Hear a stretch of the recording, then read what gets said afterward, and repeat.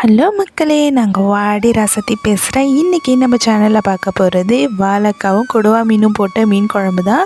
வாங்க வீடியோக்குள்ளே பார்க்கலாம். ஃபஸ்ட்டு கடுகு உளுத்தம்பருப்பு எல்லாம் தாளிப்பு போட்டு அடுத்து வெந்தயம் போட்டுடுறோம். அடுத்து சீரகம் போட்டுடுறேன். இது கொஞ்சம் ப்ரௌன் கலரில் வரணும், அது வரைக்கும் நம்ம வெயிட் பண்ணலாம். திங்ஸ்லாம் ரெடி பண்ணி வச்சுக்கோங்க. நான் ஃபஸ்ட்டு பூண்டு போட்டுடுறேன். அது கொஞ்சம் கோல்டன் கலரில் வந்த பிறகு புளி தண்ணி எடுத்து வச்சுக்கணும். லெமன் சைஸ் புளி எடுத்து வச்சுருக்கேன். நான் ஃபிஷ் மேக்னேட் பண்ணி வச்சுருக்கேன். அது எப்படி வச்சுருக்கேன்னா, சக்தி மீன் குழம்பு மசால் போட்டு இஞ்சி பூண்டு பேஸ்ட்டு, மஞ்சத்தூள், உப்பு தேவையானது போட்டு அதை ஊற வச்சிட்றேன். அடுத்து சின்ன வெங்காயம் போட்டுடலாம். போட்டு நல்லா வதக்கிக்கலாம். இது எல்லாமே கொஞ்சம் கோல்டன் ப்ரௌனில் வரணும். நான் சிம்மில் வச்சு தான் இதெல்லாம் பண்ணிகிட்ருக்கேன்.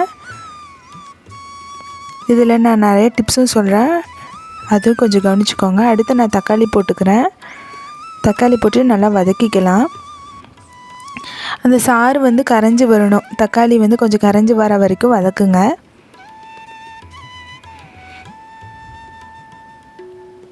நல்லா வதக்கிட்ட பிறகு மல்லித்தூள் 2 ஸ்பூன் போட்டுக்கிறேன். நான் காரம் கம்மியாக தான் போட்டிருக்கேன். உங்களுக்கு தேவைக்கேற்ற மாதிரி நீங்கள் காரம் குறைவாகவோ அதிகமாகவோ ஆட் பண்ணிக்கலாம்.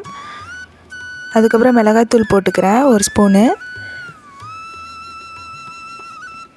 அதுக்கப்புறம் கொஞ்சம் உப்பு போட்டுக்கிறோம். தேவைக்கேற்ப உப்பு போட்டுக்கோங்க. சிலருக்கு ரொம்ப காரமாக இருக்கிறது பிடிக்கும், சிலருக்கு காரம் கம்மியாக இருக்கிறது பிடிக்கும்.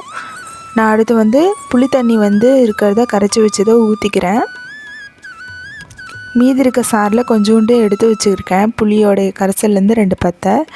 மீதி இருக்கிறதுல நான் என்ன பண்ணுறேன்னா, பைப்பை க்ளீன் பண்ணிக்கிறேன் நல்லா. ஸோ எங்கள் வீட்டு பைப்பு கொஞ்சம் உப்பு மாதிரி கட்டி இருக்கிறதுனால நான் மீதி இருக்க புளியை போட்டு நல்லா தேய்ச்சி எடுத்துக்கிறேன். நான் எப்போல்லாம் இந்த மாதிரி டைம் கிடைக்குதோ அந்த மாதிரி தேய்ச்சி எடுத்துருவேன். அப்போது கொஞ்சம் பைப்பு ஷைனிங்காக இருக்கும்.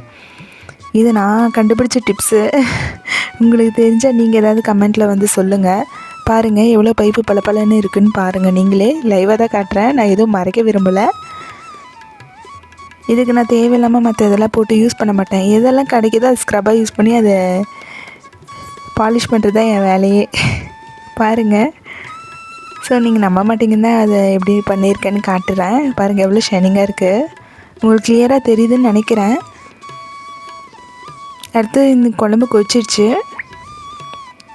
நல்லா கொதி வந்ததுக்கப்புறம் மேக்னேட் பண்ண ஃபிஷ் எடுத்து நான் அதில் போட்டுடுறேன். மீனை நல்லா கொதி வரணும். பபிள்ஸ் வரந்தோடனே நான் போட்டுடுறேன். வாழை மீனும் கொடுவா மீனும் தான் நான் வாங்கியிருந்தாங்க 1 kg. ஸோ நான் அதை 1 kgக்கு ஏற்ற மாதிரி தான் நான் செய்கிறேன். காரம் பத்தலை அப்படின்னா இந்த மாதிரி இருக்க சாந்தா வலித்து போட்டுட்டு லைட்டாக பெப்பரு அப்புறம் லாஸ்ட்டாக நீங்கள் சேர்த்துக்கலாம். அடுத்தடுத்ததில் நான் வரப்போகிறதில் வீடியோலேயே சொல்லிகிட்டே வரேன், நீங்கள் கவலைப்படாதீங்க. அடுத்து கொஞ்சம் இருக்க புளி பத்தையும் சேர்த்துக்கிறேன். ஏன்னா அது இன்னும் டேஸ்ட்டு கொடுக்குன்றதுனால கொஞ்சமாக போட்டுக்கிறேன். அதிகம் சேர்த்துறாதீங்க, வயிறு கலக்கிடும். சும்மா ஒரு டேஸ்ட்டுக்காக தான் சின்ன பீஸாக போடுறேன். அதுக்கப்புறம் மூடி போட்டுடலாம். மூடி போட்டு ஹை ஃப்ளேமில் நல்லா கொதிக்க வச்சுருங்க. நல்லா இந்த மாதிரி கொதிக்க வந்ததும் நான் கொஞ்சம் நாட்டு சர்க்கரை சேர்த்துக்கிறேன். அதுக்கப்புறம் எனக்கு கொஞ்சம் உப்பு பத்தலை, நல்லா டேஸ்ட் பண்ணி பார்த்துட்டு உப்பு ஆட் பண்ணிக்கிறேன்.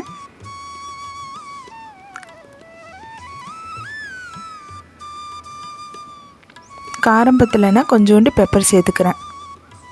ரொம்ப காரம் அதிகமாக இருக்கும், ஏன்னா நான் சாப்பாட்டுக்கும் இட்லி தோசை எல்லாத்துக்கும் இருக்கிற மாதிரி தான் நான் செய்கிறேன். ஸோ அதை நல்லா மூடி வச்சு நல்லா கொதிக்க விட்டு நல்லா வாசனை வர ஆரம்பிச்சிருச்சு, நல்லா கொதியும் வர ஆரம்பிச்சிருச்சு. அப்படியே சாப்பாடும் ஆக்கிட்டேன் சைடில். இப்போ உங்களுக்கு காட்டுற வீடியோ என்னென்னா, நான் டீகட்லரிங் மூலமாக தான் வீடை செட் பண்ணியிருக்கேன். நான் அந்த வீட்டுக்கு புதுசாக தான் வந்திருக்கேன். குட்டீஸ்லாம் தூங்க போயிட்டாங்க. ஸோ நான் மேனேஜ் பண்ணி எல்லாம் க்ளீன் பண்ணி எல்லாம் நீட்டாக வச்சுப்பேன். டைம் கிடைக்கிறப்போ எல்லாம் நீட்டாக வச்சுப்பேன். ஸோ அதுதான் உங்களுக்கு சின்ன ஷார்ட் வீடியோவாக காட்டுறேன். உங்களுக்கு வேணும்னா நீங்கள் சொல்லுங்கள், நான் வீடியோ ஃபர்தராக பண்ணுறேன். அதுக்கப்புறம் கொத்தமல்லி தூவிக்கிறேன். இலைகள் அதுவும் சொல்லணும் இல்லைங்களா, கரெக்டாக கொத்தமல்லி இலைகளை தூவி இன்னும் நல்லா சுண்டை விட்டு நான் இறக்கிக்கிறேன். உங்களுக்கு மேலும் வாடி ராசாத்தி சேனலில் வீடியோஸ் இதை பற்றின டவுட்ஸ் வேணும்னா சப்ஸ்கிரைப் பண்ணுங்கள்.